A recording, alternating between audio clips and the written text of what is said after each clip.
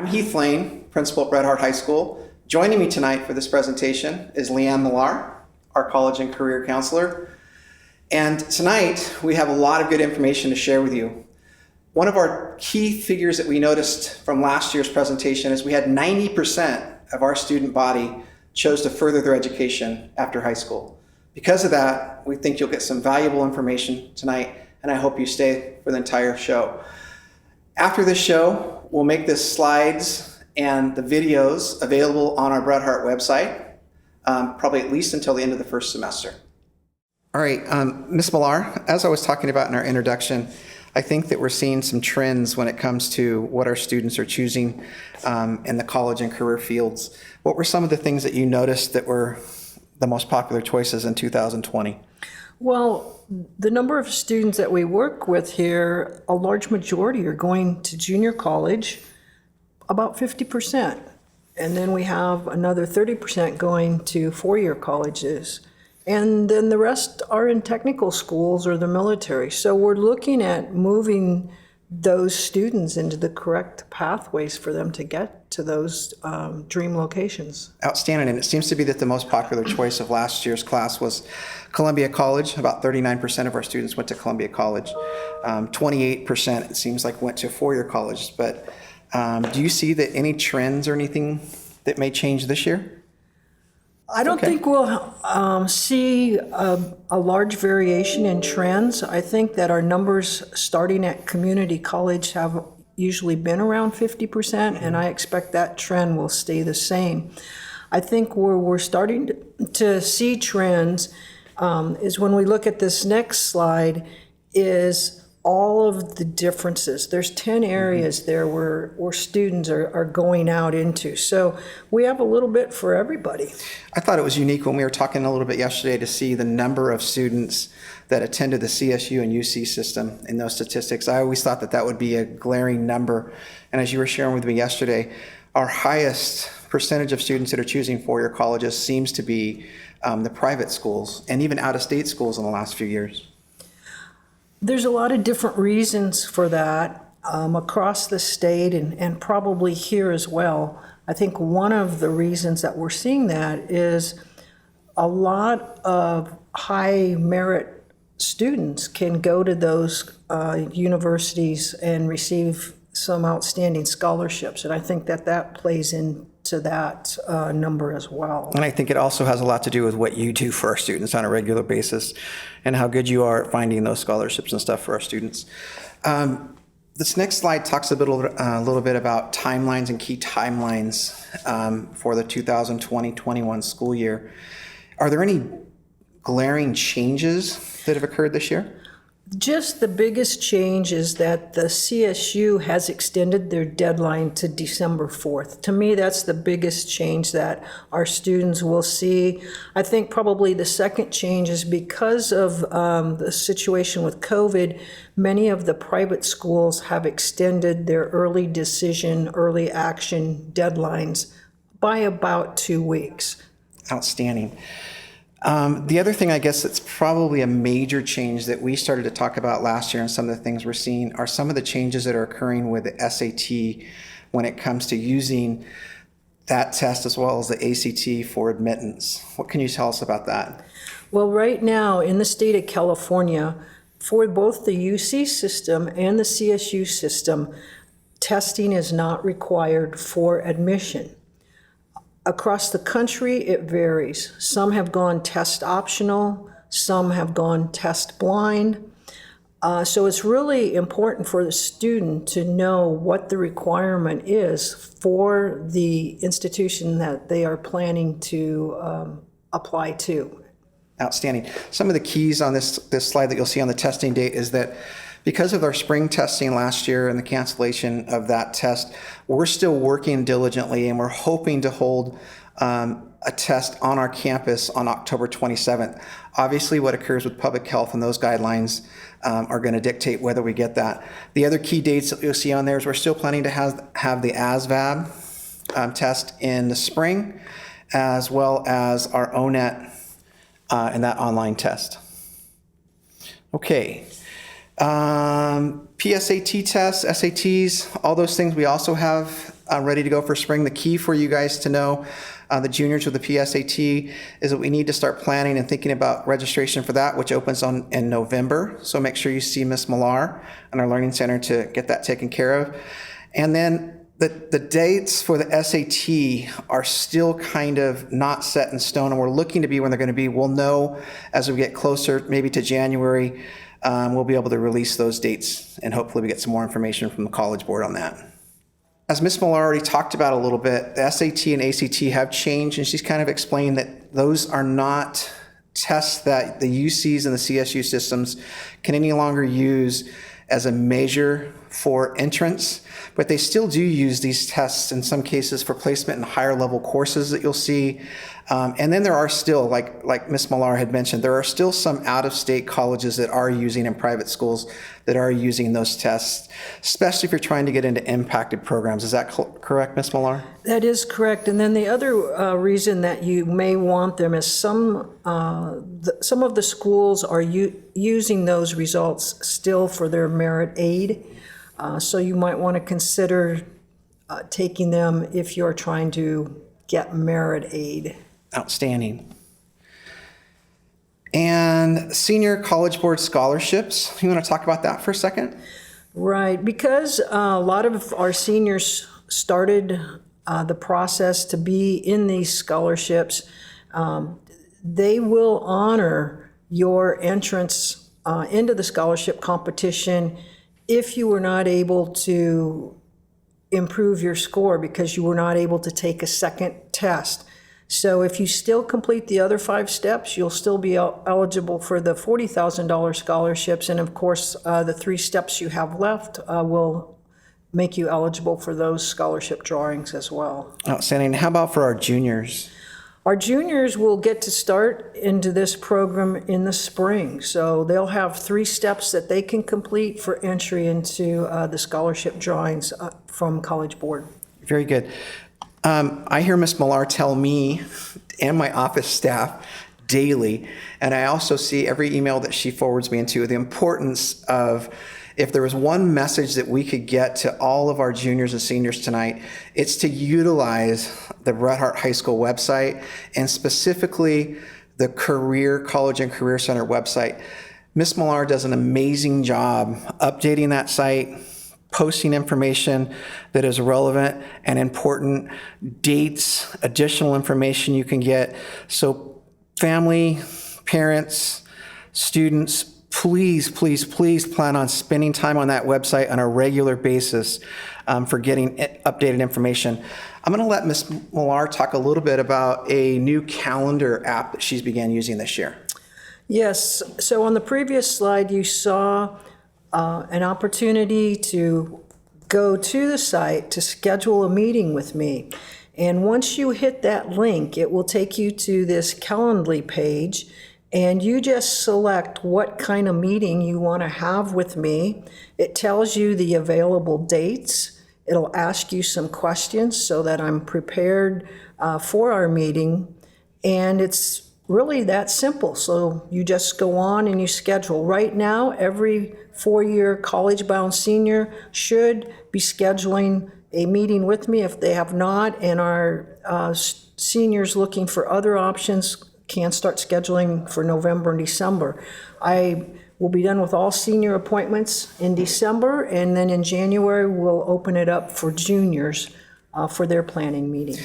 Outstanding. I can't tell you, I'm going to reiterate how important that is. These meetings that Ms. Millar conducts with our seniors and our juniors are not just for those students that are trying to attend and get into 4-year colleges. She has so much information for technical schools, trade schools, military, job fields and trends and job openings that she can help you with. So please don't think this is just for our college-bound students. This is for all types of career opportunities. We also started a new program this year, which is called Remind. And all you have to do is text to this number that you want to join our text alerts. And when there's an upcoming event, I send out a text alert, and you can choose whether you join that event. But it's a great opportunity. I know some of you have already joined, and I've been sending out alerts for college fairs that have already been happening virtually. I will send one out today as a reminder that FAFSA has opened. So please sign up so that you don't miss out on great opportunities. What a great tool. I really appreciate it. You mentioned something that it's so difficult right now, but yet when we were talking a little bit this week, you were saying, trying to look at the glass being half full. What a great opportunity for those students in a COVID situation to be able to explore multiple colleges, whereas in the past, these type of services weren't available and you might have had to take time out of your day to go visit a site. Can you talk about what's being offered to our students now for college visits? There are so many opportunities across the nation. In the state of California, especially this week is CSU week. And so students can go to our website, go to the link, and they can register to have a visit with any CSU campus. Any of the 23 CSU campuses, they pick the date, they pick the campus, and they're all set. But we also have a large number of virtual fairs listed. We've had Christian college fairs, we've had rural student fairs, we've had honors college fairs. So everything is there for them. What a great opportunity. Great opportunity. I hope that they can take advantage of that and see how important it is. We talk every year about sites that we recommend for students and how for them to get information, for students to get information related to college choices outside of visiting schools. Can you talk about that a little bit? Well, we like to send them to 3 sites. Okay. I know you like the Big Future website. I love it. It's a great tool. Students access that through their College Board account. Mm-hmm. I also like the College Navigator site because I like to see retention rates among students. And then a really great site that is for the state of California is californiacolleges.edu. And students can start using that site as a freshman and actually launch their Cal State Apply application right through this site. So it's an awesome opportunity.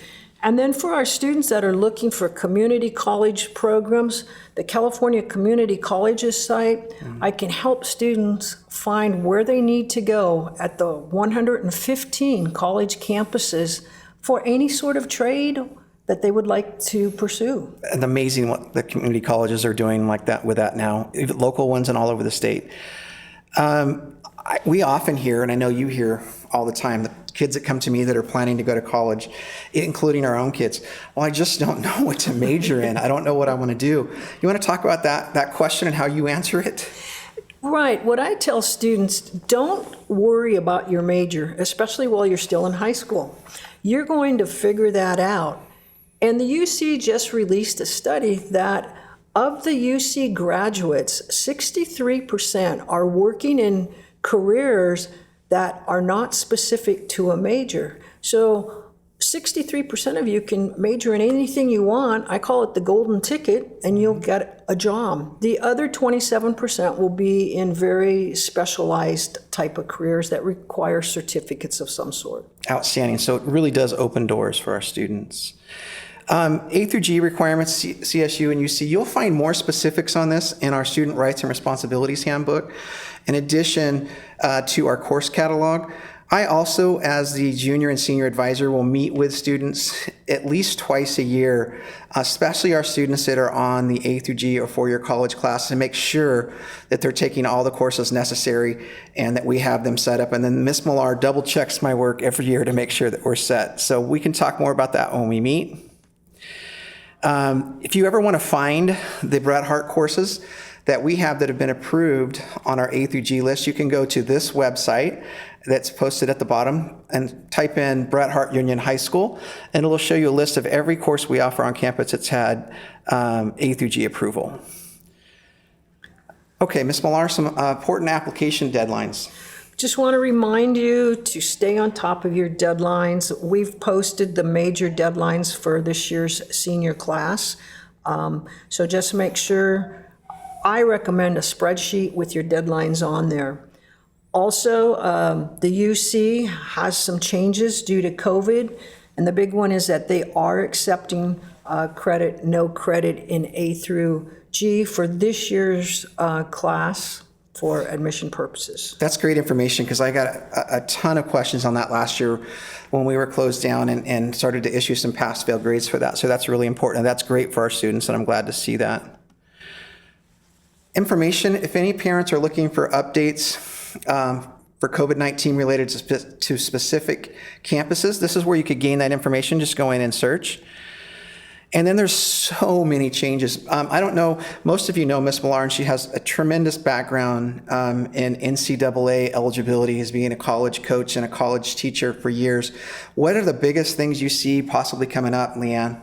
Well, the big change is for the class of 2021, there is no SAT requirement for eligibility.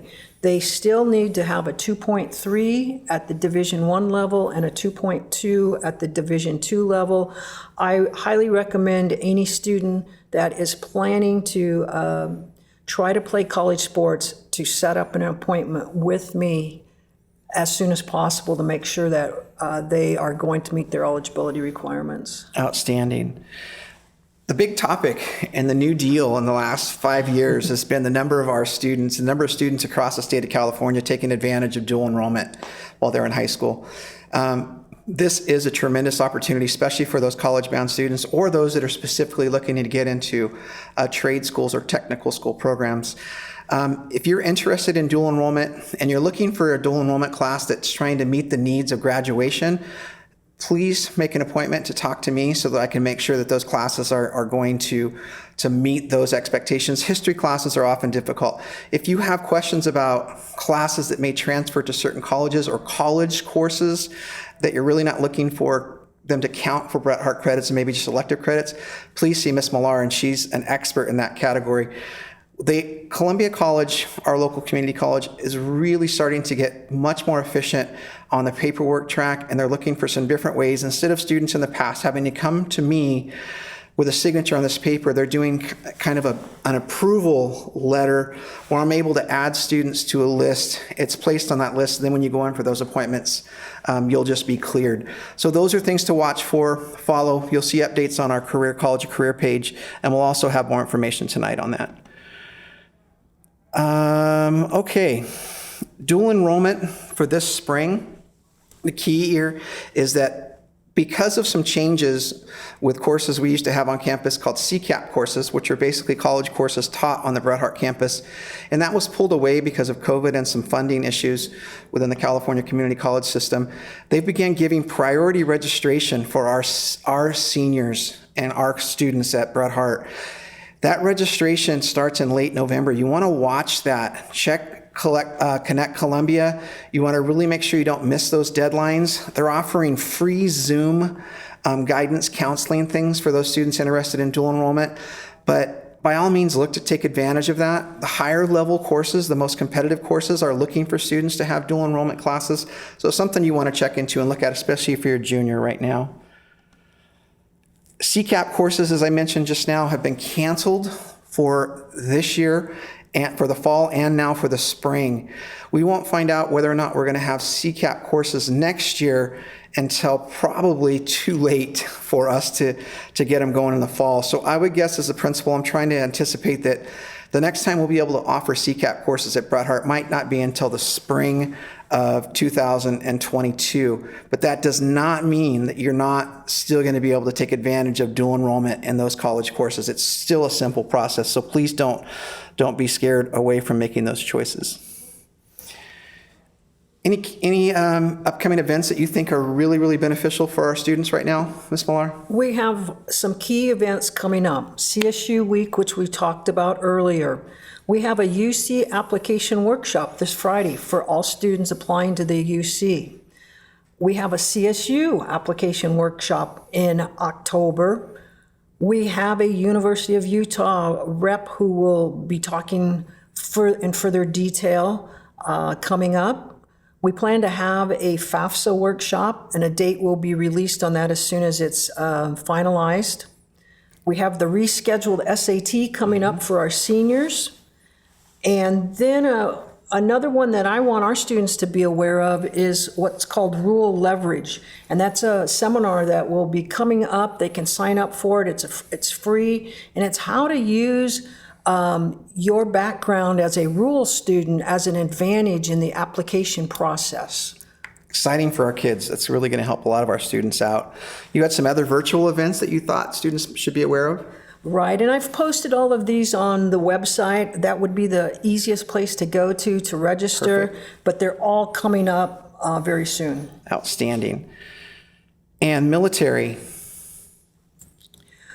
Well, the military is a great option for some students. And when they go the military route, they're going to train for a career. They're going to make money immediately, and they can get free money for college that they can either start while they're in the military or after they leave the military. So this is an option, and if they go that route, they really don't need to fill out the FAFSA. Okay, and which brings us to our next slide. Well, the FAFSA, that is the mechanism by which every Bret Harte student needs to apply for free financial, it's called the free financial aid student application. And by doing this, it sets them up for the opportunity to receive a financial aid award package from the institution that they plan to attend. We'd also like to call your attention to the FAFSA workshops that are being offered by Columbia College via Zoom. These are specifically tailored to high school students. They'll be offered on October 20th and 27th. Please see the Career Center website for more information. And I've heard, we've talked quite a bit about the California Dream Act. Can you touch on that? Right, so a student that is not a permanent resident of the United States, but has been going to school in California for at least 3 years, can apply for financial aid in the state of California. They have to use that aid in the state of California, though. It's not transferable out of state. And I know what we've talked about a lot, and I've even asked you questions. So I've filled out the FAFSA, I've done it. I just sit back and wait now for someone to contact me, right? No, that's not going to happen, Mr. Lane. Unfortunately, once you complete that FAFSA and you've told them where you want that information to go, that is downloaded at those campuses. Those campuses do not make a financial aid award letter unless you've been accepted to the campus. So the four-year colleges will have those award letters out about April 1st, and the community colleges are later than that. Great. What about that student, Ms. Millar, that just really is not big into general education? They don't want to go take history and science and English again, but they do want to improve and do want to get a further education. Well, a lot of those students will choose a technical school. And a technical school, they work just in the area of interest. So example would be like welding or a marine mechanic. Perfect. And we do have quite a few kids that I know in the past have taken advantage of these. How about the trades unions? The trades unions are really like going to college as well, except that you start with a wage right from the beginning, and they all operate a little bit differently. Some you're out in the field the whole time, some you're in classroom and then out in the field. But to find out what trades are available, this is the most amazing site in California. It tells you the trades, and it tells you exactly where to go to sign up to try to test to get into a trade. Absolutely. And you'd already talked about the importance of our California community college system related to a lot of these programs too. What is that I hear about our local students not having to pay to go to school? Gosh, what a great opportunity. I wished it was around when my own children were heading off to college. It might have saved me a few dollars. But basically, the Columbia Promise Scholarship is for any student that graduates from one of our local schools. If they start school there in fall, right after graduation, and are a full-time student, and they've completed the FAFSA, they are eligible to go to school tuition free. So that knocks all tuition off. It is not income based. I keep hearing you say that word, FAFSA, FAFSA, FAFSA. I hope everyone's and all of our students are understanding the importance of filling that out. It looks like we have some other nights here for Columbia College information sessions on October 7th and the 20th. There'll also be some peer help sessions. Make sure you call the number at the bottom of this slide to be able to do that. Don't forget that senior priority deadline for fall 2021 admissions is March 1st. We'll send some reminders out for you here too. But what's that right now? My phone's blowing up, Miss Millar. Mine is too. What the heck is that? Holy cow, who is it that's Oh, that's Tyra Lawhorn. She's wanting to join us. Let's see if we can check into her now. Welcome and thank you for joining us. Today we bring to you the Mother Lode's Educational Opportunity Center, locally known as MEOC. MEOC is an EOC federally funded TRIO program that provides advocacy and support services to the Mother Lode region.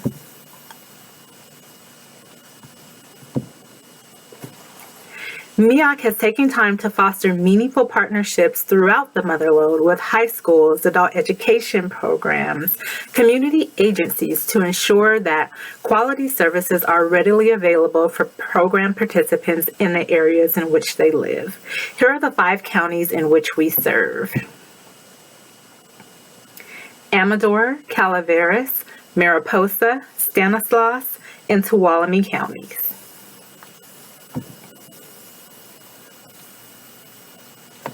So when you think about MEOC, you're probably wondering, well, what is it? What type of program are they offering? The program's overall goal is to help participants access education by helping students and their families navigate the college admissions and financial aid processes. We focus on reducing and eliminating barriers to educational achievement by providing advocacy services when facing barriers that may otherwise stall your educational journey. So, in essence, MEOC is a program for school seekers who, for social, financial, or cultural reasons, are underserved at various levels of education.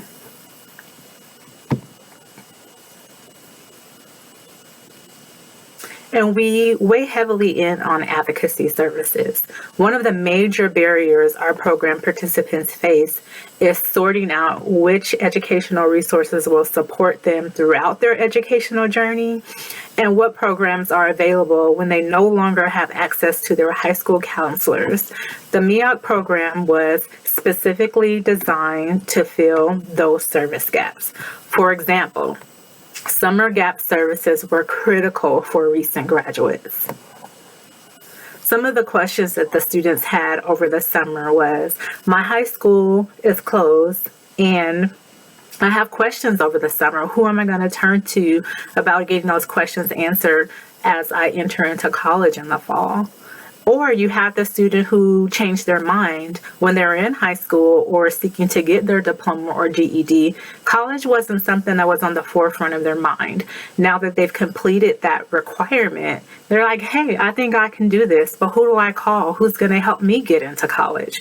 So summer gap services that are provided by MEOC are very essential for those students who still have questions over the summer and needs a little support in reaching their next educational goal. But you may be asking yourself, should I apply? Why apply? I mean, I have this all under control. I'm computer savvy. I'm tech savvy. I know how to navigate the internet and answer questions. Those are all valid reasons on why you may not want to access services. But we say to that, why not have additional support? We think you should apply because you may be one of those students that life circumstances change and you need some support at a different point in your educational journey. For example, who would have thought we would have been in a pandemic this year? The class of 2020 faced barriers that no one could have anticipated, and we want to make sure that students do not fall through the gaps. So it's always a good idea to have just that extra insurance. By applying to the MEOC program, here are a few perks. you should apply because, again, you get a personal advocate, you get educational support when life circumstances may happen to change and you have to change your course of action. We teach you financial literacy on what it means to pay for college and how to graduate with not a lot of student loan debt. And also personal development by mirroring what we do to advocate on your behalf. You in turn become a self-advocate, and as you navigate through college and your collegiate journey, you will then learn how to navigate and advocate for yourself so that you won't need as much support. But this is a good program as a stepping stone to learn how to do those things ahead of time. So the big question is always, am I eligible for this program? And what is the eligibility criteria? Although we are available to provide assistance to all students, as a federally funded program, we are charged with providing services to traditionally underserved students. So what do we mean by underserved students? This includes students who are considered low-income students or first-generation students. First generation meaning neither of your parents have a bachelor's degree. However, if you do not meet the guidelines of a first-generation student, meaning that one of your parents do have a bachelor's degree, or you don't meet the standards for the low-income threshold, don't worry, apply anyway. We can still help you. You can still participate in our program. So don't let this eligibility criteria deter you or your family from accessing services from MEOC. Just a quick recap. The MEOC application criteria, mainly if you're college bound, fill out an application.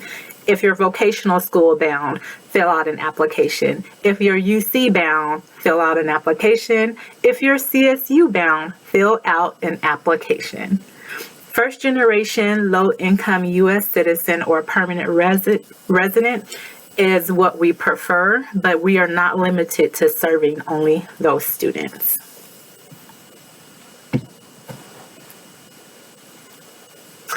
Guess what, guys? Our application is now available online.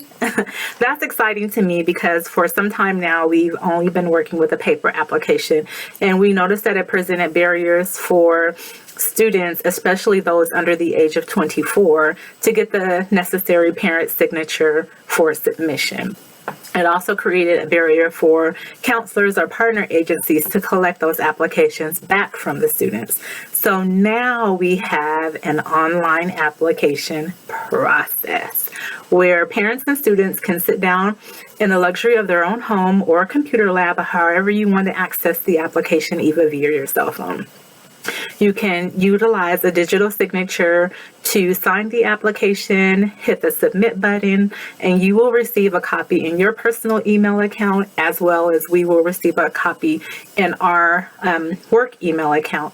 And once we receive the application, we will process that application and then contact you for your initial intake appointment. So to access our application, you can visit our website, or you can contact your local TRIO program specialist and we can get that information out to you. This is just a glimpse of what the application looks like. It's just a one-page general demographic information, and we do ask that each field is completed if it's applicable to your student. The sections in yellow are the sections for the parent to complete. All other sections would require student information.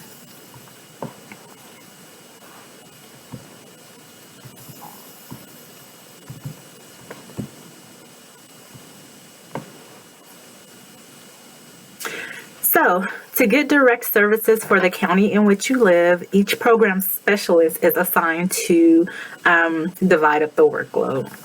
Because as I mentioned earlier, we do provide services to 5 counties. So here is a look at your county's transition specialists.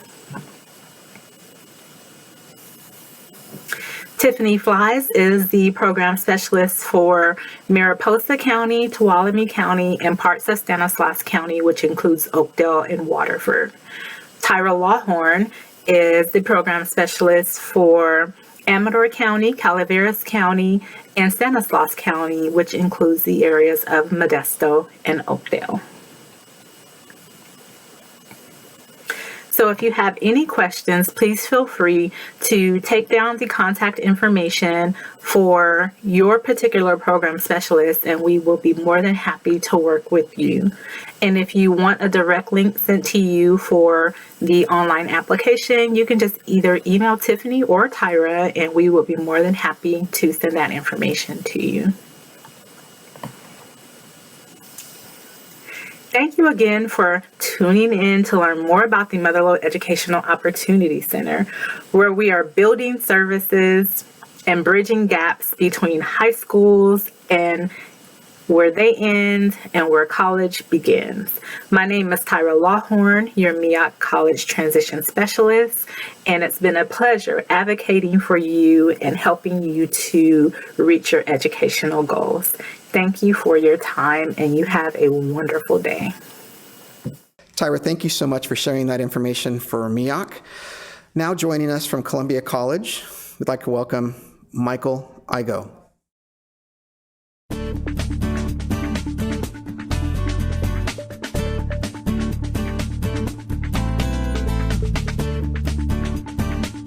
Hi, I'm Michael Igo. I'm the Director of Access, Retention, and Support. Welcome to Student Services.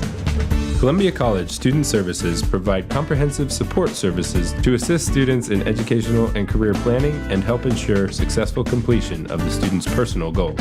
The integrated support programs promote academic wellness, learning, and life skill development in order to build a strong foundation for success. Hi, we're the Admissions and Records team at Columbia College. I'm Leslie. I'm Gabby. I'm Kelsey. And I'm Tori. Come to one of our windows for some help whenever you need it. One of the first teams that you'll meet is our dedicated staff. We receive your application for admission and assist with registration. We're located in the Manzanita building. Apply now and get ready to register for classes. Hi, I'm Brianne. And I'm Brooke. We're with the Financial Aid Office here at Columbia College. If you need help applying for financial aid or completing your documents, please stop by. While complying with federal, state, and institutional regulations, we ensure consistent, prompt, and accurate delivery of aid to students in order to help them meet their financial obligations to the college, as well as set them up for long-term success. Hi, I'm Kirsten. I'm an educational counselor here at Columbia, and we are here to support you from the beginning of your journey to graduation. Columbia College counselors are dedicated to your success as a student. Our mission is to provide quality educational guidance in a supportive environment that orients students to the college and its services, and assist students in their educational, career, and personal development. Work with a counselor on a regular basis to develop your educational plan and keep on track towards your goals. Hi, I'm Cindy. Welcome to the bookstore. The Manzanita Bookstore is located in Lower Manzanita.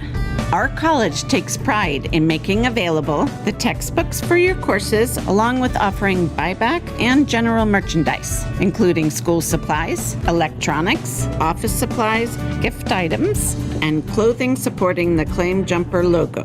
Go Jumpers! Hi everybody, my name is Brian Green. I'm one of the librarians here at the Columbia College Library. Welcome.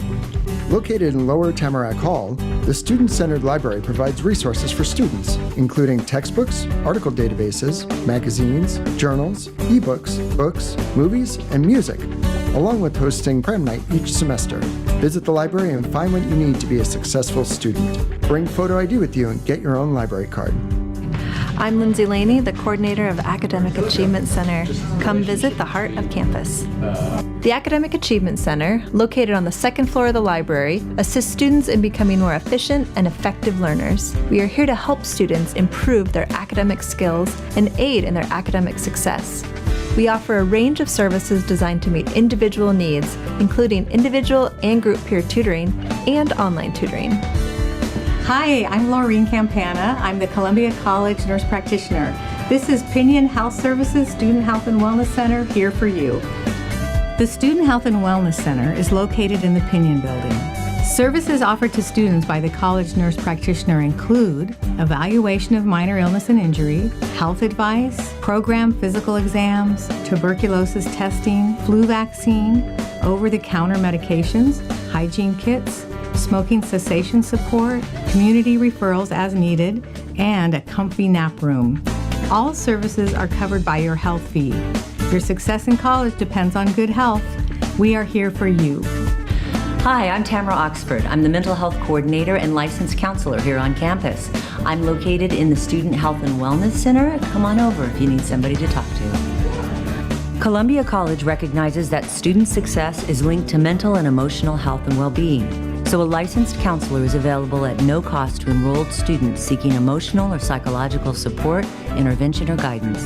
Students can schedule appointments for counseling, attend workshops, find online resources, and participate in special mental health events. We are located in the Student Health and Wellness Center. Reach out, help is available.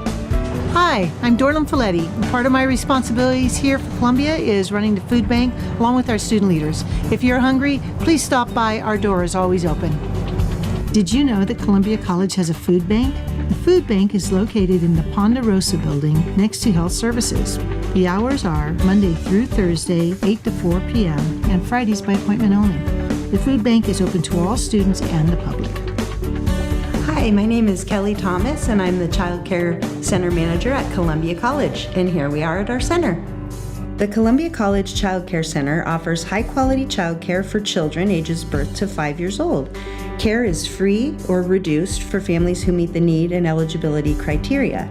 The center offers a warm, friendly environment that promotes children's healthy development. Families are always welcome and encouraged to participate. Children are offered a developmentally appropriate environment and a curriculum that values individual needs with the emphasis on positive social and emotional development. Located in Laurel.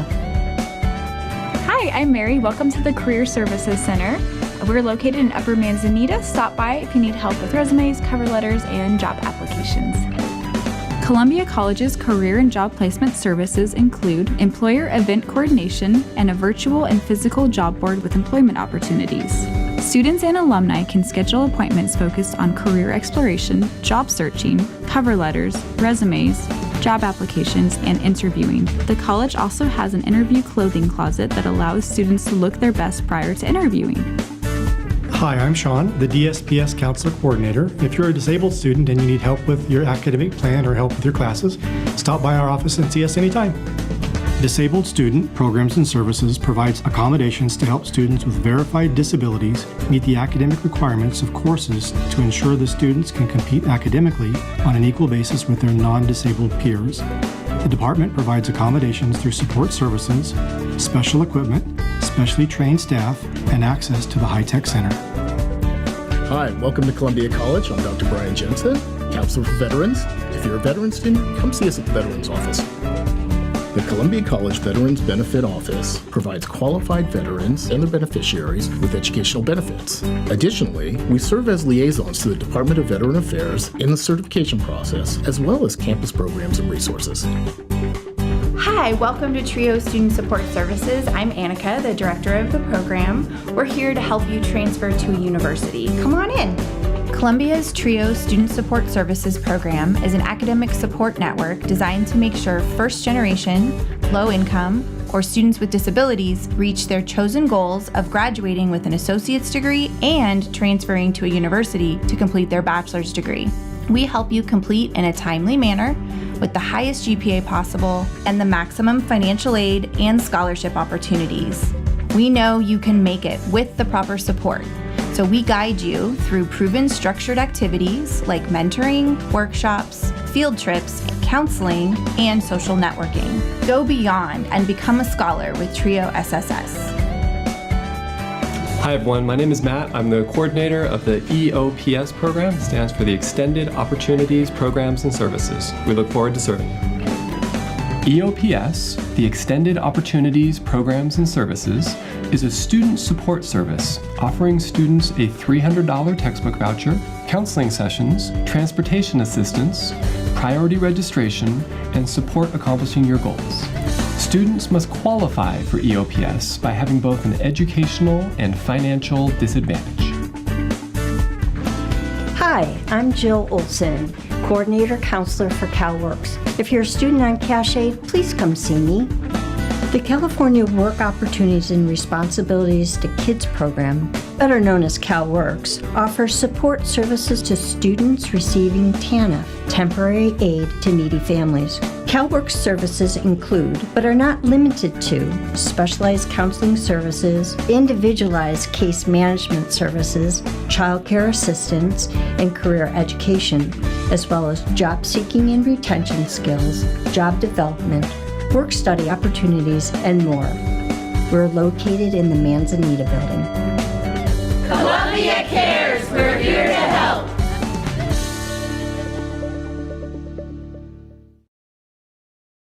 Thank you so much, Michael. Now joining us, the admissions counselor from California State University, Stanislaus, Marianne Idenian. Hi there, my name is Marianne Idenian. I am an admissions counselor at Stanislaus State, and I'll be sharing some information about the CSU system and our campus. The CSU is the largest public university system in the nation, with 23 campuses throughout the state, as far north as Humboldt State and as far south as San Diego State, and all in between. There is a CSU campus for everyone. The California State University educates 482,000 students every year. The CSU educates the most ethnically, economically, and academically diverse student body in the nation. The CSU is renowned for the quality of its teaching and preparing job-ready graduates. The California State University promotes student success through opportunity and a high-quality education that prepares students to become leaders in the changing workforce, making the CSU a vital economic engine for California. For many CSUs, there are more students applying than there is space at the campus or in the program. Impaction can happen at the campus level and at the program level. It's important to understand that if the campus is impacted, all majors are impacted, like the campuses listed on the right. You will have to meet additional requirements or have a higher GPA to gain admissions to these specific CSUs. And the same for program impaction, where you will need to meet additional requirements or have a higher GPA to be eligible for that specific program. The map of California shows our 23 campuses. The schools with the blue dot are campuses that are not impacted. That includes Stanislaus State, meaning as long as you meet the minimum admission requirements, you will be admitted. You can take this opportunity to check out the campus you are interested in applying to. I understand it's a hard time because campuses are not open for tours, but you can become familiar with each campus by taking virtual tours, just to make sure that it's the right campus for you. Now for Stanislaus State. At Stanislaus State, you will be a part of a community that can change your life. You can expect personal and academic support, to be a part of a welcoming community, and academic excellence. You can expect for us to help you prepare for your future, and expect to be a part of a community that is committed to diversity and inclusion. Home of Stanislaus State, Turlock, provides an opportunity to combine a quality learning environment in a relaxed rural setting. Here in Turlock, we are in the middle of everything. We are equal distance from Fresno, Sacramento, and the Bay Area, and a close drive to Yosemite and the foothills.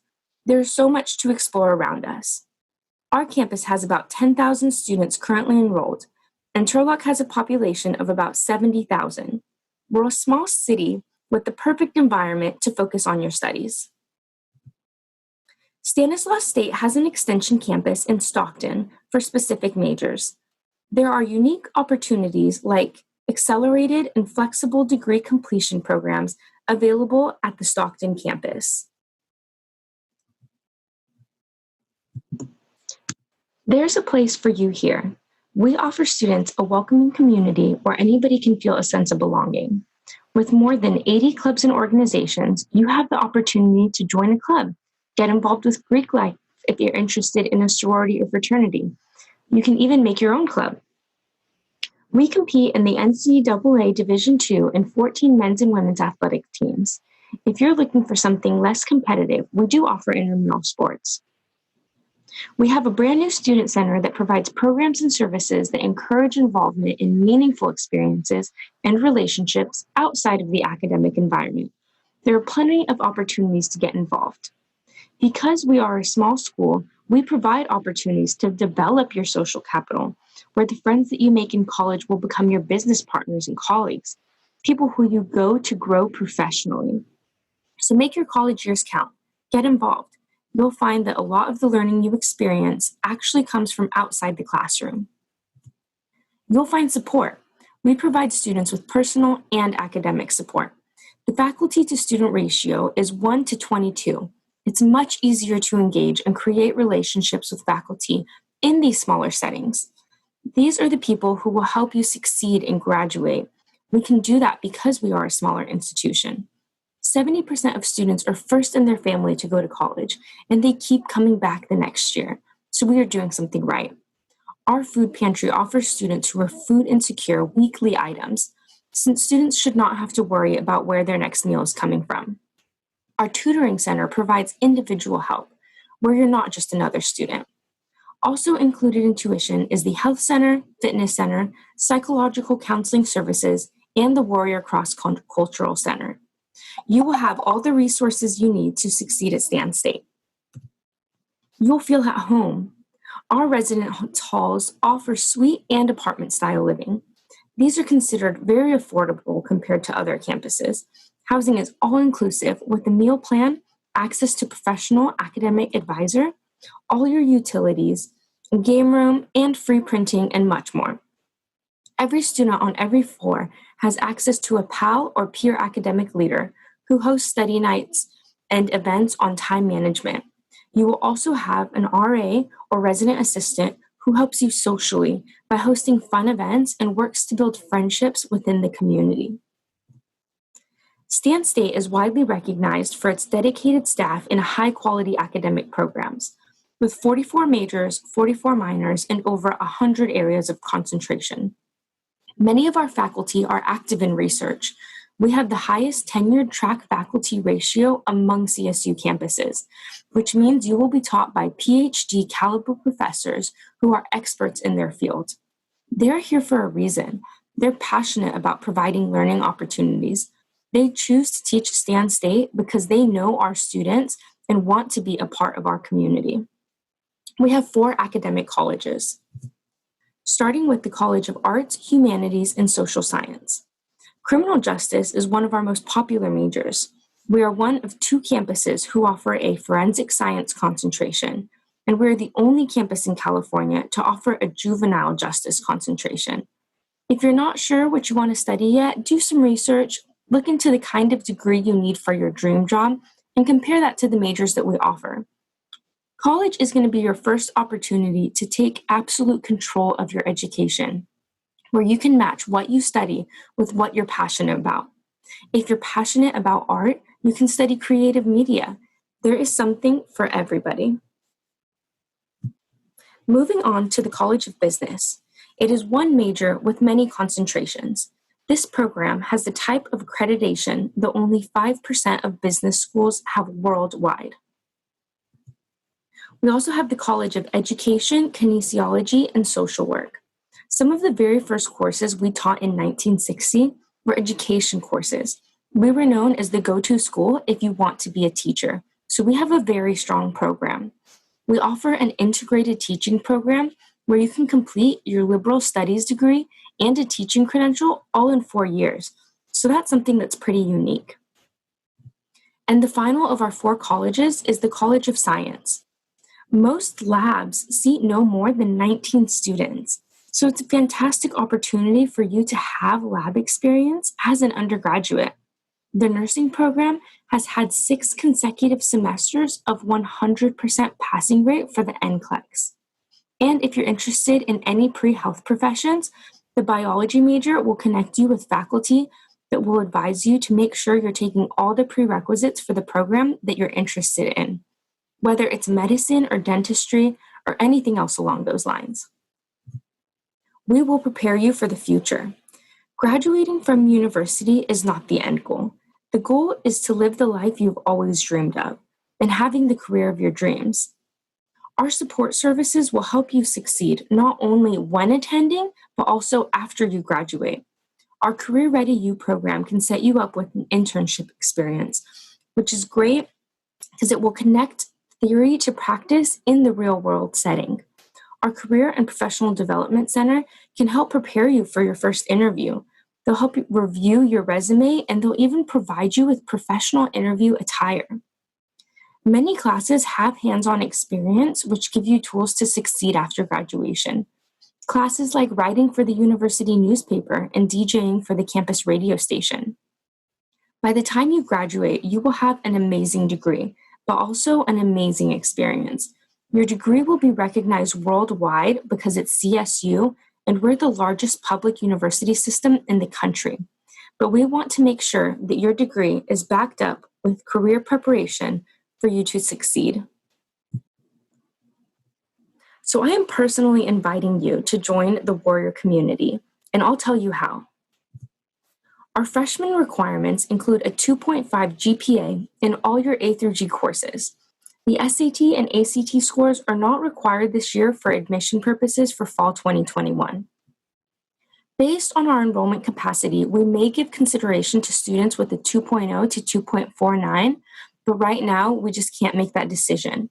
So what we're asking for is the 2.5 GPA in your A through G courses.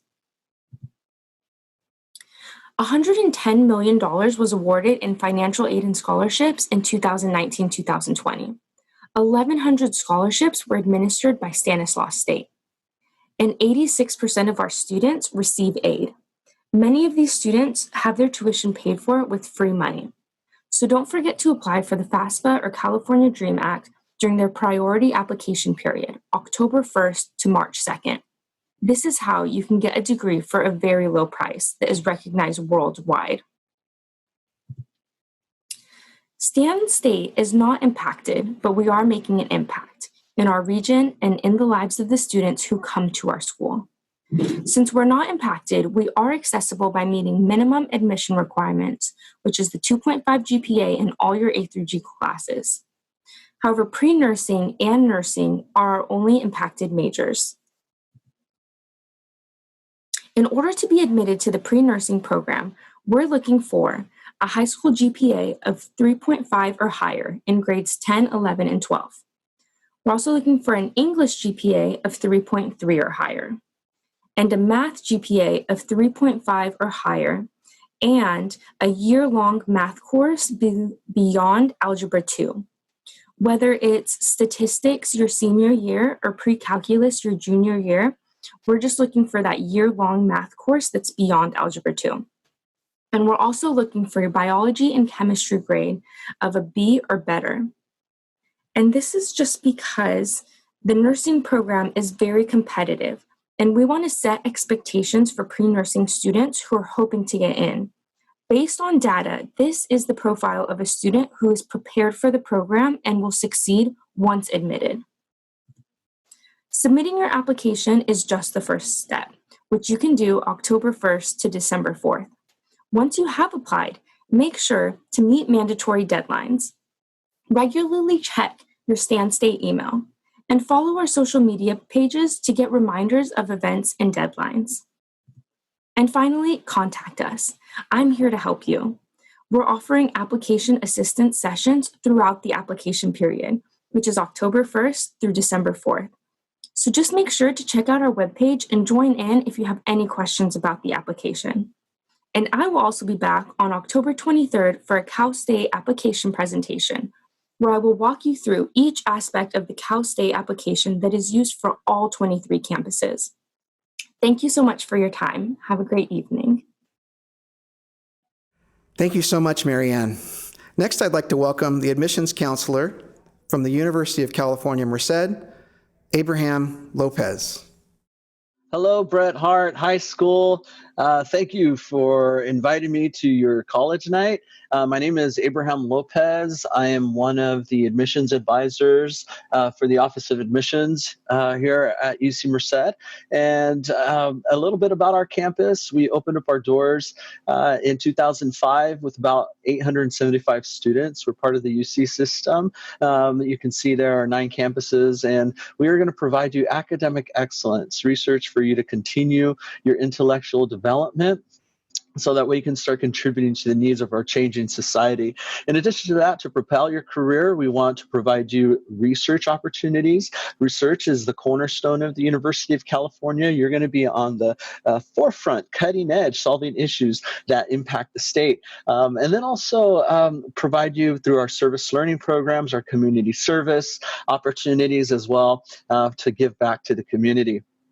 Our student population is increasing as well, and our ethnic distribution, we're a HSI, Hispanic Serving Institution, about 56%, Chicano X, Latino X students. Also, we have 19% Asian American, 9% white, 4% African American, and then also 3% American Indian, Alaska Native, Pacific Islander, and then also 1% mentioned that there were 2 or more races. Very diverse campus. The majority of our students are from California, mainly from Southern California.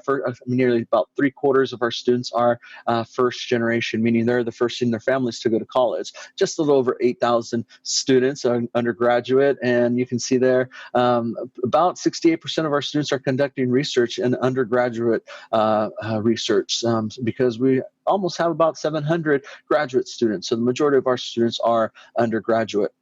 If you want to follow us a little bit on Merced and what we're doing in terms of our student life, follow us on life@ucmerced.edu. We have over 200 clubs registered at UC Merced, fun clubs like the Barbecue Club, the Engineering Society, the Anime Club. So you'll find the interests that you want to be a part of, and you can connect with other students with similar interests. And that's just a reflection of our pioneering spirit at UC Merced.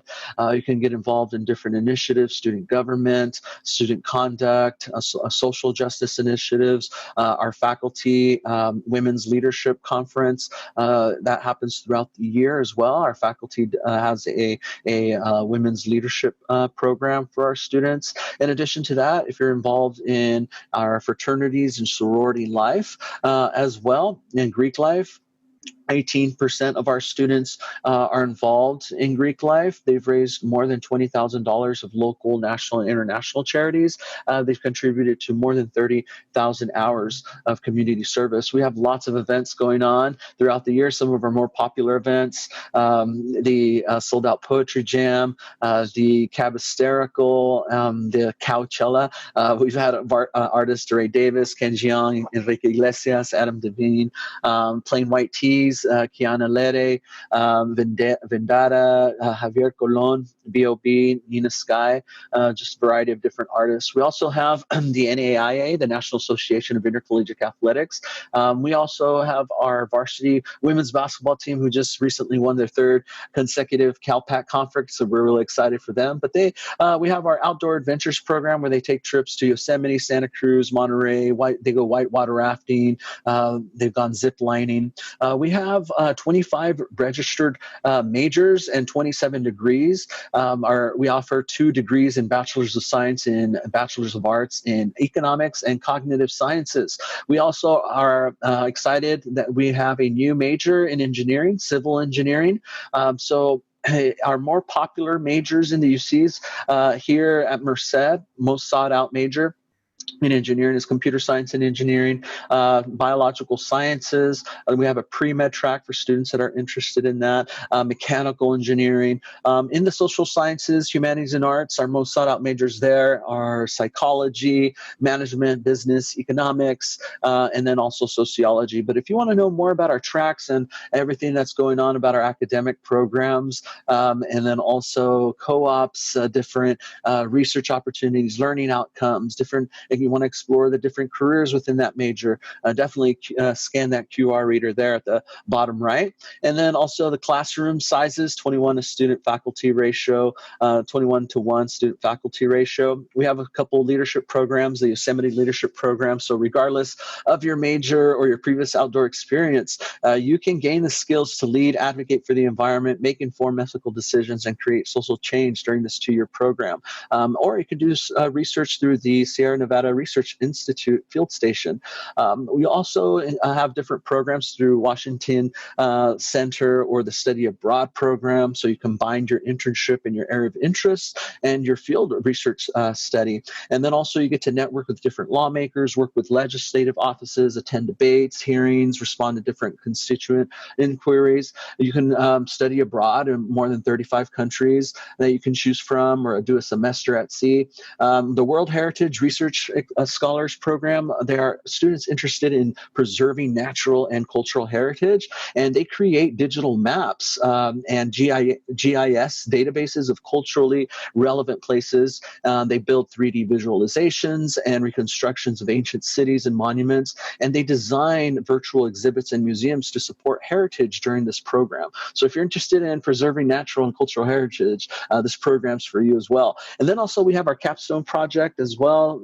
You create a research project with other group of students through your senior project, and you get to select 3 different areas. One of them is called the Innovation Design Clinic, and our graduating seniors, you will be collaborating with different partner organizations and industries to define engineering problems and discover solutions and demonstrate the results. Also, ESL, Engineering Service Learning, this program is designed to expose first-year students, regardless of your major, of the power of engineering. So you will definitely have an opportunity to see how engineering has impacted medicine, if you're interested in that, or psychology, or opening up a business. Also, we have the Mobile App Challenge, the MAC, where we encourage students to design, prototype, and pitch through ideas through innovative mobile applications and address today's more pressing society needs. We also are preparing students for the future through our pre-professional programs, different chapters we have on campus, the Law Clinic, the CalTeach program, the Computing Machinery chapter, our mechanical engineers for American Society. So these are national organizations throughout the university. So we're excited to have these on campus as well to further your career. As I mentioned, research is the cornerstone of the University of California. We have 18 research facilities. MESA's is our newest research, NASA-affiliated research center. Its mission is to utilize UC Merced's strong nanomaterial-based research programs to help develop a highly qualified worker in the STEAM fields. The center is also creating new technologies and solutions for NASA missions. If you want to know more a little bit about Mars 2020 mission and UC Merced's contribution through the Fundamental Tribology Lab, they played a huge and critical role in NASA's Mars 2020 mission. So before rover left Earth, current and former members of UC Merced's Fundamental Tribology Lab conducted critical tests that will provide key information for the mission's overall success. If you want to know more a little bit about our research, UROC is our database where we have these facilities. All our workshops, trainings, events are going on.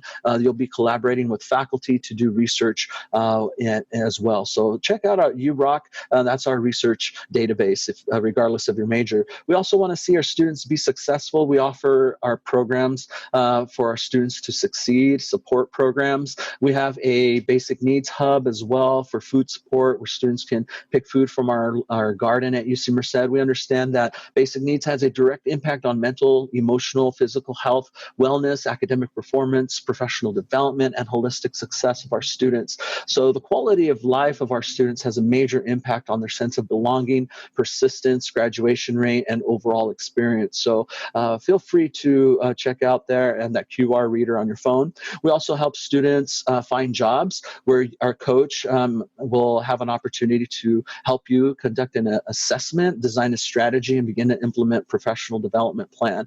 And different areas like a personal inventory, your career direction, professional development, career preparation, workshops, events. So how to write a cover letter, there'll be mock interviews, how to write your resume. So those are different opportunities that we have for you as well. These are just some of our alumni where they've reported back where they're working and also where they're going to graduate school. We are definitely growing at UC Merced. We're expanding our campus, and we have new research facilities, more classroom space, a soccer field. I'm really excited about the pool. So hopefully we can add aquatic sports one day. A little bit about our admissions and financial aid. Our average GPA is about a 3.39, 3.95 GPA. Our admit rate is 85%, highest of all UCs. There were some changes to admissions policies where we adopted there was a temporary suspension of the letter grade through your A through G classes that were completed during winter, spring, and summer. So this year, so we accepted the pass and the credit, and then we accepted scores of 3s, 4s, and 5s on the AP exams, and then the IB canceled their exams. So we asked students to complete a series of A through G courses and then have a minimum GPA of a 3.0. We are not requiring students to do the SATs, to report SAT or ACTs on the exams for classes 2021 and 2022. We are going test blind, test optional, which means that we are not requiring it. We're giving the students the option to take the exam. For 2023, we are moving to, and 2024, we're moving test blind, which means we're not going to use the exams at all. So just note that we are not requiring students to take the SAT or the ACTs. These are just some factors that we look for students. It's not a list of things that you have to do. These are just how we review and admit our students in the UCs. And all our UCs have a different way in how we admit our students, but these are the factors that we use. Also, we want our students to tell us a little bit more about themselves through the personal insight questions. They choose the questions, you choose the question that you want. There's no right or wrong. If you want to know more, there's some videos, some worksheets, the brainstorming activities. They're at the link there at the bottom left. The application has been open since August 1st, and the November 1st through the 30th is the deadline. It's one application to apply to all 9 undergraduate campuses. It's $70 per campus, and there are fee waivers as well.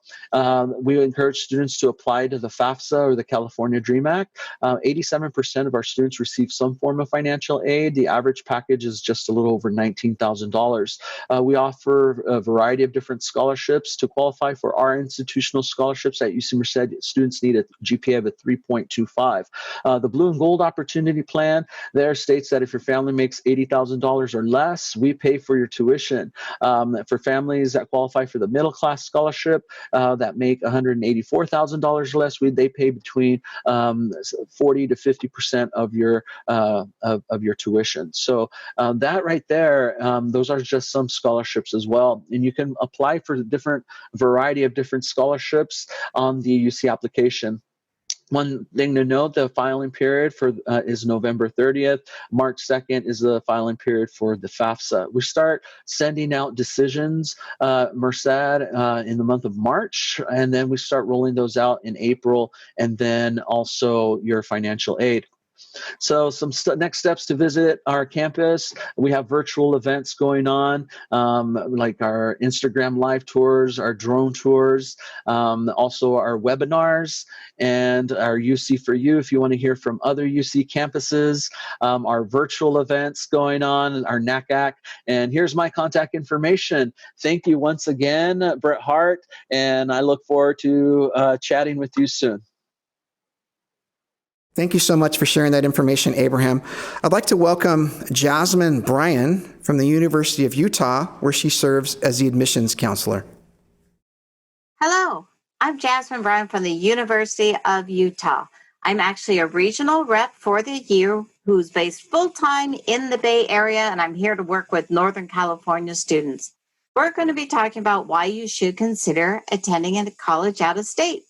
We'll be talking about WUI and how WUI can make it more affordable for you, and then I'll tell you a little bit of information about the U. So let's get started. Let's start with looking at our California options. We have 9 UC campuses, UC Berkeley, UCLA, 23 CSU, Sacramento State, San Jose State, 112 community colleges, and 83 independent or private colleges, Stanford, USC, for example. This means our total is about 115 four-year options. Now, I bet some of you are feeling that's plenty of options. I don't need to be looking at a state. But there are actually over 3,000 options out of state. If you only consider your options within California, you're considering less than 5% of your options. Do you think where you go to college is a big decision? I think so. So what big decision do you want to make about your life and only consider less than 5% of your options? So why go out of state? Want more options? There could be majors that don't even exist in California that we have at our universities out of state. But one of the reasons I feel the most important is because of how it lets you grow as an individual. Students are often interested in doing a study abroad in college. And when you ask them why, they'll say, well, it's educational. I get to learn about a different culture. Leaving California can also give you those same benefits. We live in a big country. There's a lot of different cultures, even within the United States. So leaving California gives you a wonderful opportunity to experience new friends, new environment, new food. That's why I have the food picture there. But just it's an educational experience and a great first step if you are thinking about doing a study abroad later. So students are often worried it's going to cost more to go out of state. It can, but it doesn't necessarily. First, only public schools have in-state and out-of-state tuition. Private schools, same tuition. It won't matter if you're from in-state or out-of-state. And many public schools have a way to bring the cost down. One of them is WUI. WUI stands for the Western Undergraduate Exchange. It gives you a discount on that out-of-state tuition. There are 160 schools that participate. Largest program of its kind, and in 2019 to 2020, more than $409 million was saved by over 40,000 students. The way WUI works is instead of paying out-of-state tuition, you pay 1.5 times the in-state tuition. So it can be quite a discount for students. Take a look. Some colleges will require additional information. There can be an application deadline. And it's also good to see, are they giving it for all majors? At the University of Utah, the WUI scholarship is available for all majors. We have an unlimited number for students who meet the criteria, and no separate application is needed. So at the U, for our in-state tuition, it's about $9,000. Out-of-state's about $29,000. The WUI rate's $13,500. That's per year. And there are certainly students receive additional scholarships and financial aid on top of this. So now I'm going to tell you a bit about the University of Utah. We are a public flagship Tier 1 research university. To give you an idea, in California, our UC campuses are Tier 1, our CSUs are not. We guarantee the WUI scholarship for students admitted from California with a 3.0 and above. We have about 32,000 students in total, 24,000 undergraduates, 17-to-1 student-faculty ratio, and 65% of our classes have 30 students or less, so you'll get to know your professors well. We're also very proud to be a part of the Association of American Universities. To be a member, you need to be on the leading edge of innovation and scholarship, and we are. Other proud members include Stanford, Harvard, and MIT. Students will ask, so what sets Utah apart? And of course, it is our academics, but there's some other factors as well. We really think we provide students the best of both worlds in that we're within 45 minutes of 7 world-class ski resorts, 5 national parks are within a half-day's drive, and yet we're just 10 minutes from downtown Salt Lake City, where students can watch a jazz game, grab dinner, or work an internship. Salt Lake City has been voted one of the top pro-business cities in the United States. So it's a great place for our students to work and internship, grab the light rail, and be back on our beautiful campus in just 10 minutes. We offer over 150 different majors. We have our own medical school, law school, school of engineering, business, architecture, a film program. I wish I could tell you about them all. I'll highlight just a few. We have the David Eccles School of Business. It offers 9 different majors.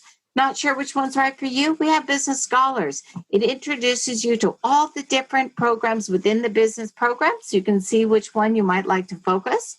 And they meet with CEOs of Fortune 500 companies and travel to national headquarters. We have the University Venture Fund. It's the world's largest independently managed fund run entirely by students. You're thinking pre-med and want to go on to medical school or pharmacy school, physical therapy, or law school, our pre-professional advising helps you get those additional experiences that you need for your application. This example is for a medical school. So they work with you so you can get that physician shadowing, patient exposure, leadership experience, etc. So you have a full portfolio when you apply. You're thinking of gaming, you should think of the University of Utah, ranked #1 by Princeton Review. We've published 99 games within the last few years. Our engineering program has lots of entrepreneurship and innovation happening. Our freshman engineering scholars program allows students to visit the research labs in the fall and then have weekly instruction within those same labs in the spring. Innovation's the name of the game. We have a prosthetic arm that you can see there. It's named after Luke Skywalker, the Luke arm. It can both move and feel, so it knows the difference between picking up a rock or picking up an egg. The Solid is all about starting your own company. Ranked for entrepreneurship, number 10 in the nation. We've launched 35 companies in the last 2 years. There's a first floor, it's this 20,000 square foot innovation space. One of our startups, Boundary Backpacks, actually raised over $1 million in funding. You can live on the 2nd through the 5th floor in residential maker lounge themed spaces. Hinckley Institute's all about working in internship. So we have students intern locally, nationally, and globally. Our state legislature is right downtown. Salt Lake City is the capital of Utah. So our students will work for the state legislature and get paid about $3,000 per session. We have national opportunities in Washington, D.C., at foreign affairs, legal firms, health organizations. We have international opportunities. So a lot of students think about study abroad. We certainly have that, but you can also intern abroad. We have students on a regular basis are interning in Jordan and Australia. An honors college where motivated and engaged students can make a difference and impact the world. We have a unique program called Praxis Labs, which allows students to take on real-world problems. This year, they're going to be investigating college affordability and aging well in Utah. Some students like to get all of their general education done right away. We have that in Block U. You can complete all your general ed in just 1 year. Not sure what you want to major in? That's fine as well. We have a course, it's a one major exploration class. 1 credit course, you're going to learn about all of our different majors. They help you with a self-assessment to help you decide what you might want to major in. We don't require students to live on campus. We certainly encourage you to do so and have many different opportunities for you. Our Student Life Center is all about getting active. There's a 4-story rock climbing wall. On the 1st floor, they have a outdoor recreation center that helps plan trips that you can go on, whitewater rafting, kayaking, etc. And they have ski equipment, snowboarding, if you want to rent it to get up to the slopes. Again, it's pretty close by, 45 minutes. They sell lift tickets as well. We have Greek life on campus and over 600 different clubs and organizations. We're a proud member of Pac-12. I went to a women's gymnastics meet last February. It was fabulous. Fireworks. Of course, we won. Our women's team does very well. But usually when we think of Pac-12, we think of football. We have the Mighty Utah Student section. For $50, you get tickets to all the home games and a T-shirt. We have a tradition called the third down jump. Students jump in unison. It creates a seismic event, which is picked up by engineering a mile away. And we've been ranked 5th in the nation by ESPN for noise and spirit. A little bit of nitty gritty, admissions and financial aid. So our first deadline is December 1st for early action. We are a Common App school. We will need your high school transcript, but SAT and ACT scores are optional. Don't need to submit them if you don't wish to or if you weren't able to take them. We use holistic review. We're going to be looking at that high school transcript. What classes did you take? Have you challenged yourself? What grades did you receive in those classes? And we'll also be considering secondary consideration for personal achievements and characteristics. We consider ourselves an affordable option. We awarded over $98 million in scholarships and grants last year. We have WUI, which gives you that great discount in the out-of-state tuition. And we do allow students to establish residency. So you can pay out of state for the first year and sometimes receive additional scholarships to help bring that out of state tuition down for that first year, establish residency, and then have in-state from then on. In-state tuition, remember, was only about $9,000.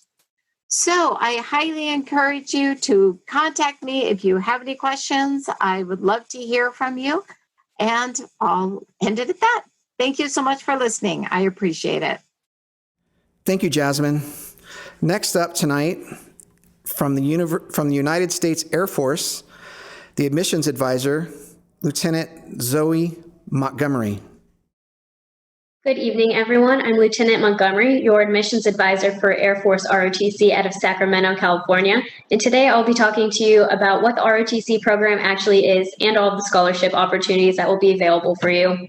So if you are interested in Air Force ROTC or learning more information, please go ahead and pull out your phone and scan this QR code.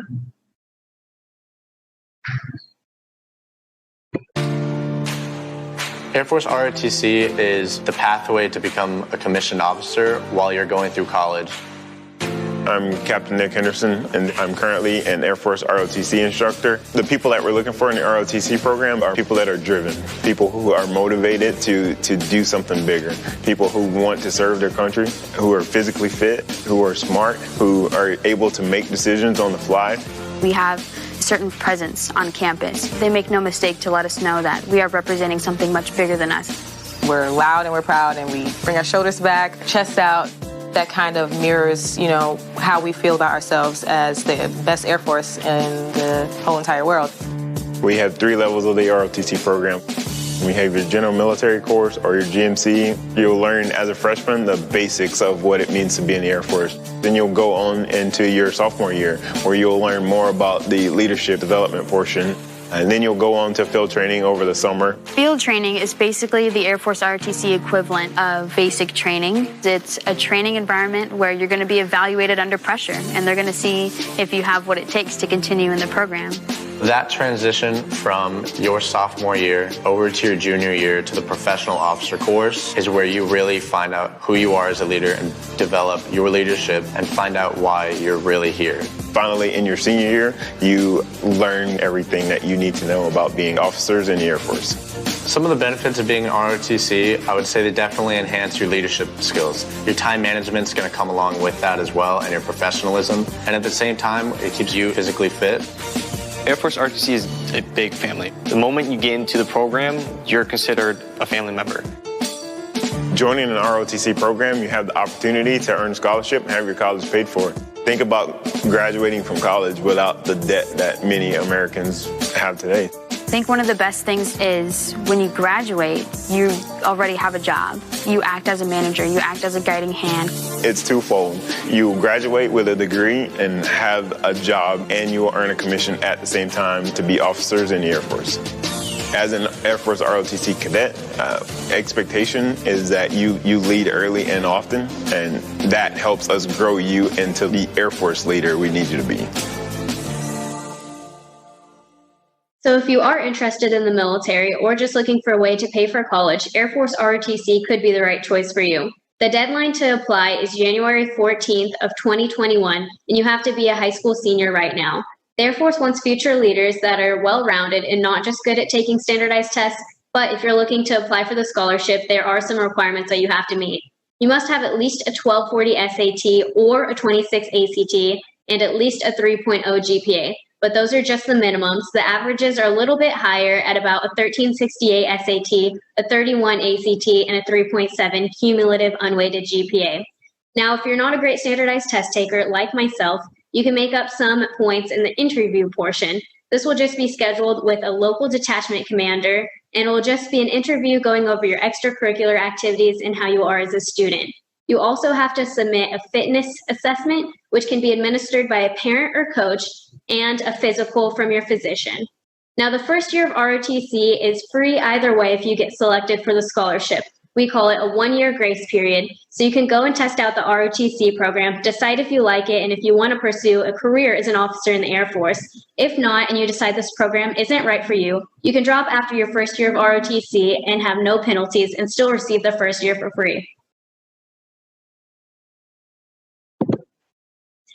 There are 3 types of scholarships we give out: the Type 1, the Type 2, and the Type 7. The Type 7 scholarship covers full tuition for any in-state university. So any university in California that has an ROTC program, you'd be eligible for the Type 7 scholarship. The Type 2 scholarship covers up to $18,000 in tuition and fees for any university with an ROTC program, and the Type 1 scholarship covers 100% full tuition and fees for any university. Now, none of this covers room and board. However, there are some ROTC detachments that have programs for cadets to get room and board for free as well. Now, all of the scholarships come with a monthly stipend. Your freshman year will be $300. Your sophomore year, it will be $350. In your junior year, it will be $450. In your senior year, it will be $500 a month. The stipend money is yours, so you can spend it on whatever you want, from groceries to clothing. And you'll also receive a yearly book allowance of $900. So if you don't end up being selected for the high school scholarship, don't be discouraged, because you could still pick up an in-college scholarship. This scholarship is purely performance-based, and you'll be put up for it by your detachment commander. So you don't actually apply for the scholarship yourself, and you'll be eligible once you're already a cadet in the ROTC program. To be a cadet in the ROTC program, all you have to do is be selected to a university that has one and enroll as a cadet. There are no requirements until you're actually in the program regarding physical fitness and medical. To be selected for the in-college scholarship, you have to have at least a 3.0 GPA, pass your physical fitness assessment, and pass your DOMER, which is the Department of Defense medical examination. Once you are selected for the in-college scholarship, you have to maintain at least a 2.5 GPA. So there's lots of extracurricular opportunities also offered with Air Force ROTC. If you're in the program, you'd be eligible for internship opportunities as well as study abroad programs such as Project Global Officer. With Project Go, I've had friends live in Morocco and Russia for the summer studying Arabic and Russian. And the cool part about these programs is all of our professional development training is funded by the DoD, so you'd actually not have to pay to study abroad, and you'd be getting paid to complete these programs and be immersed in the culture. We also have programs if you're interested in more of the special operations type of job called the Free Fall Academy, to where you can go and learn how to jump out of an airplane. And this is the only program offered where you can actually solo jump for your first time ever. We also have lots of internship opportunities available through our extracurricular service program called Arnold Air Society, which I was also a part of. And I have friends who had done internships at the Pentagon and got to live in Washington, D.C. for a summer. So lots of cool things offered from Air Force ROTC that you could not get with any other college experience. I always knew I wanted to be in the Air Force, but I specifically chose Air Force ROTC because I wanted to have the college experience while receiving military training and graduating with a guaranteed job. I was also a cheerleader at the University of Missouri, so it was a very unique experience doing 2 completely different programs. So while you're in college, I just really recommend getting involved, joining all of the service clubs and organizations, and extracurricular opportunities offered with Air Force ROTC.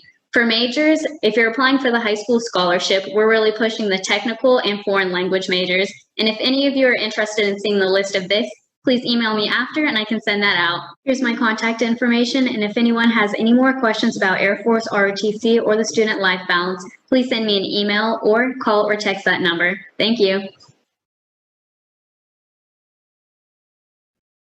We stood in lines and raised our right hands. And then all of a sudden, we weren't kids anymore.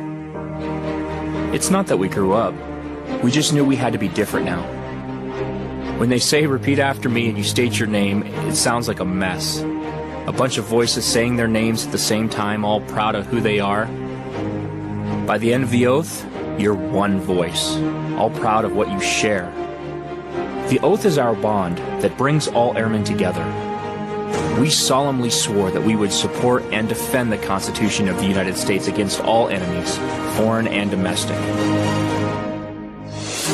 Maybe a lot of us had never even read the Constitution. The But that piece of paper we swore to defend spelled out everything America was capable of.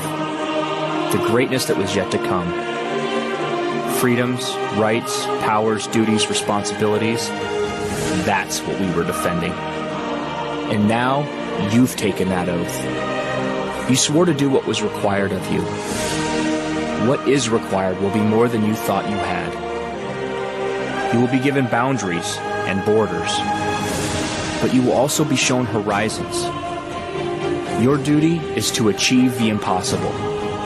Your orders are to conquer fears, do things we couldn't dream of. Your orders are not to live up to some romantic idea of what we were, or to drag our memory with you like a weight.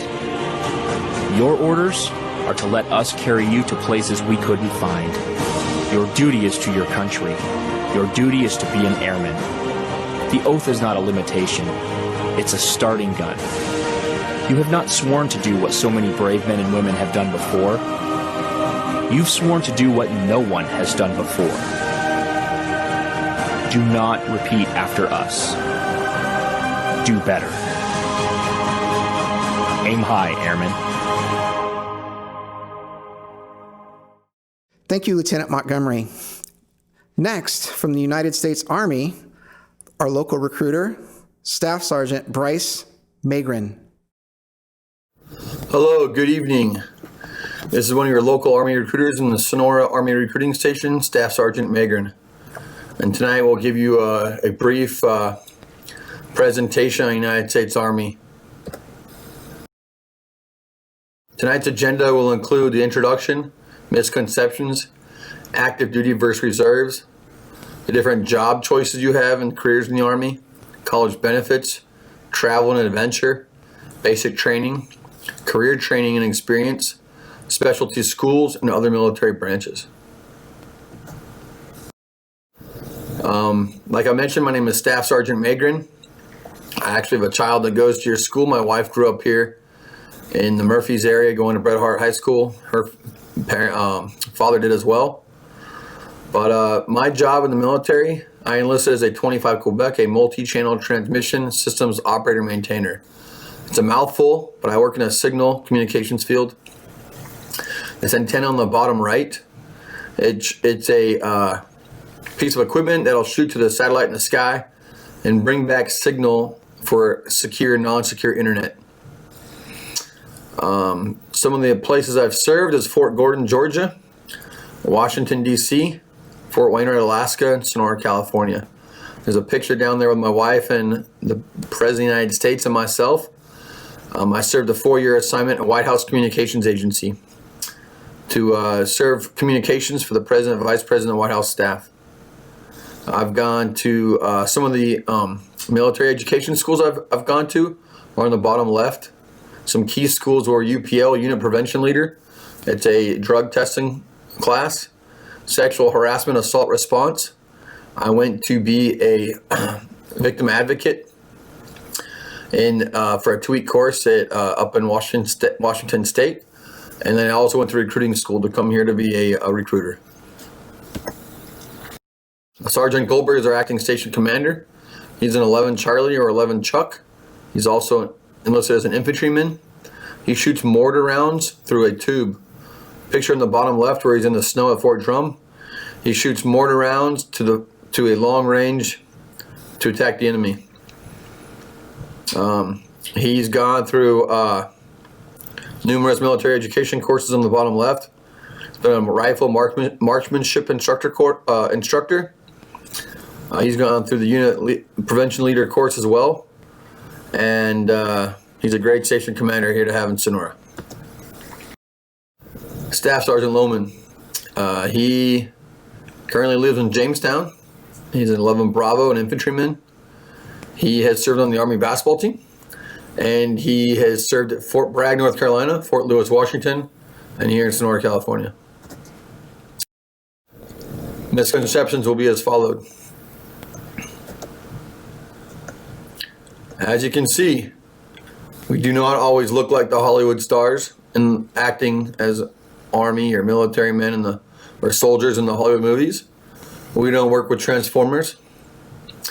And we have day-to-day, regular type jobs in the Army, as I will discuss. We have over 150 careers to choose from. Combat being the biggest, second biggest being medical.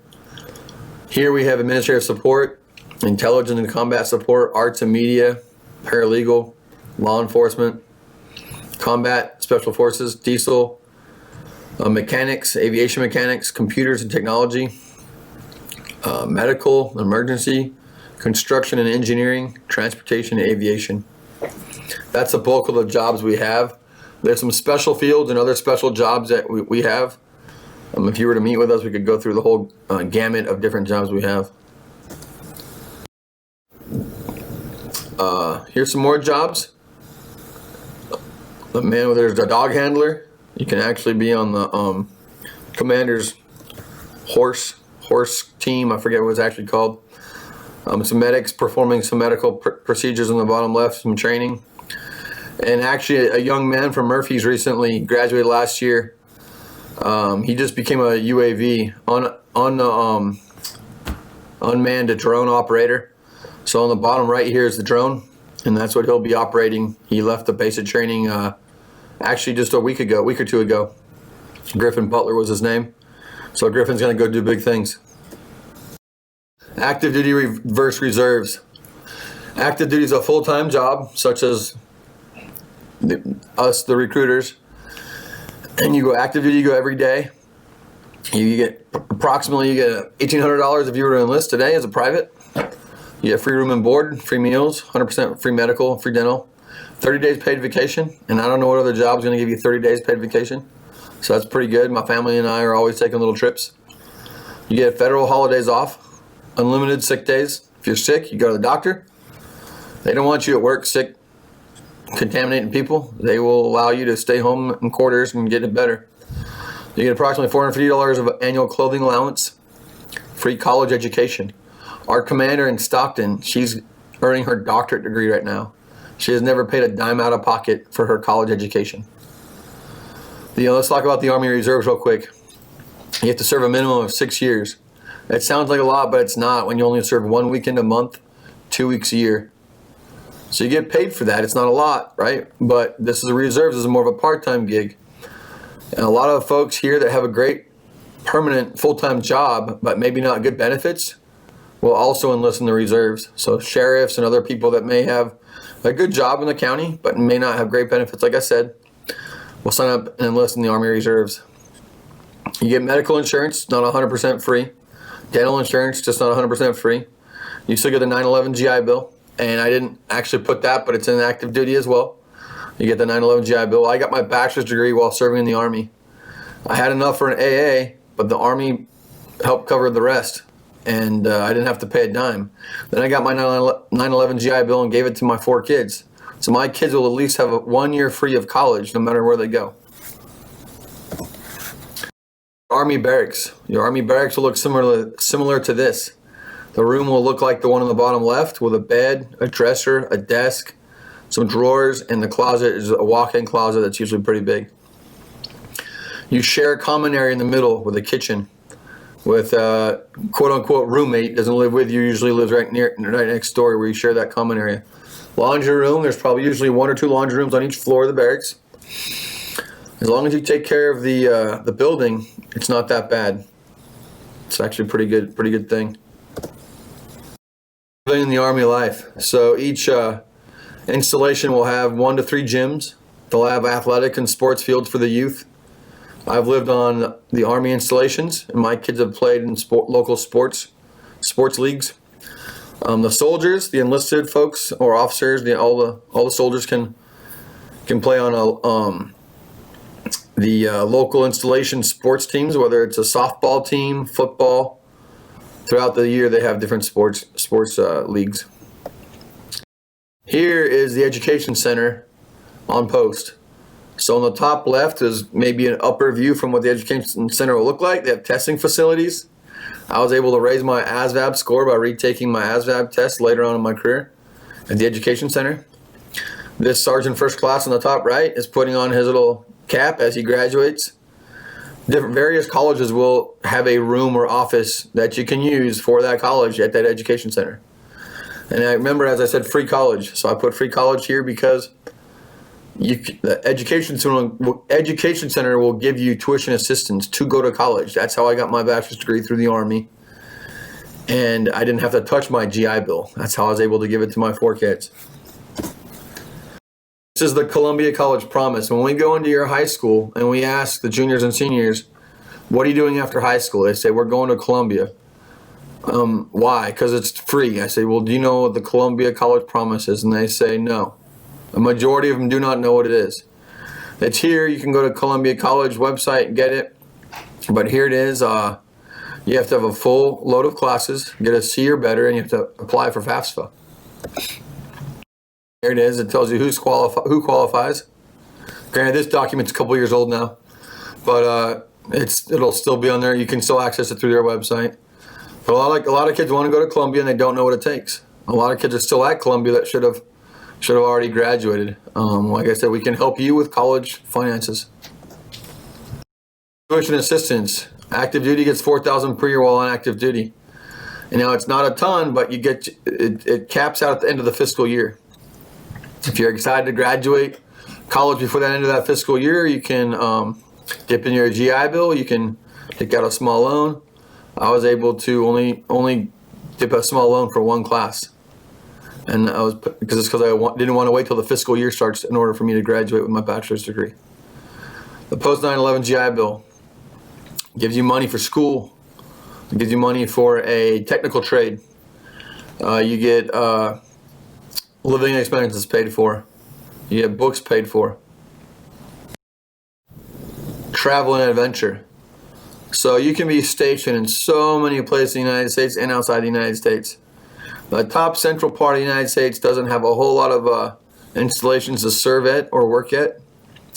But here in California, there's a few spots, but you have Presidio Monterey is more a language school. Fort Irwin is in the desert near Barstow. It's a training facility. They train an annual training place for the soldiers to go to. So if you go there, you're probably working with the training units. Fort Lewis, Washington is pretty big. Then we have all sorts of installations to serve at in the eastern states. Fort Hood, Texas being big, and one of the biggest installations in the United States. Fort Bliss and Fort Sill's pretty big.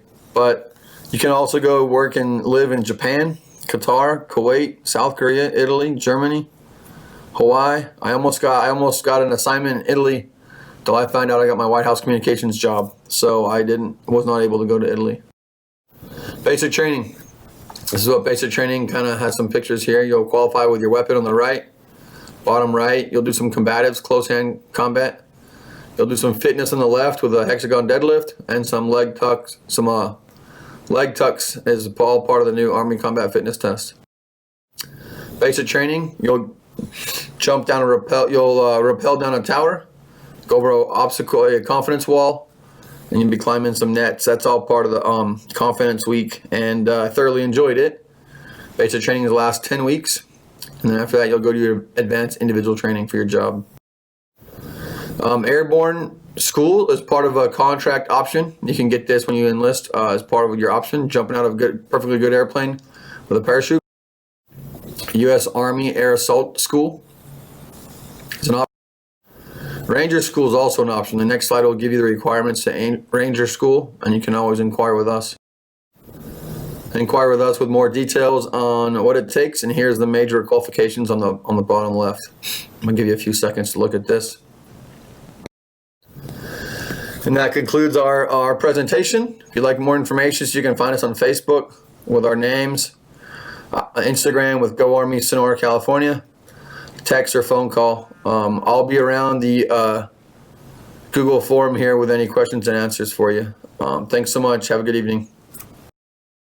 That concludes our presentation for tonight. Now we're going to offer break rooms. We're going to offer 30-minute break rooms for parents and students or other community members to go in and out of to try to get some face-to-face or one-on-one questions with all of our different guest speakers. Please take advantage of this. This is a good opportunity for you to get some of your specific questions asked. if you have questions related to myself or Ms. Millar's presentation tonight, we'll also be in a break room for the next 30 minutes. You'll be able to find the links to those break rooms on the Bret Harte College Career Center webpage, or they're also going to be at the bottom of this YouTube video. Heath, that was a lot of great information. I'm overwhelmed. What would you suggest for our students that are listening right now? Wow, I agree. It is. What a big time and a big decision in their lifetimes. I think number one, like we've talked about over and over, is utilizing that college and career website. That's an absolute must. That has to happen for them to be able to get the information they need. Second is, as soon as we're done tonight, within the next few days, make sure you get on to Calendly and make an appointment to see Ms. Millar and get help and get a head start. It's better to be early than late. And then if you have any questions related to your academic schedule or those things, especially for those juniors, make sure you make an appointment to see me so that we can get you all on the same path. What a great evening. It was. It was. Thank you so much for doing all this for our students and putting this presentation together. And it couldn't have happened tonight without David Dugan. What he does for us behind the scenes is just incredible. And also a shout out to the wonderful people that took the time to share information with our students from outside the area, whether it was from local community colleges or out-of-state colleges. You lining that up and then getting there was really tremendous to our staff and students. So, from both myself and Ms. Millar, thanks for attending. Hope to have a great night, all of you, and look forward to seeing you in our classrooms and in our offices soon.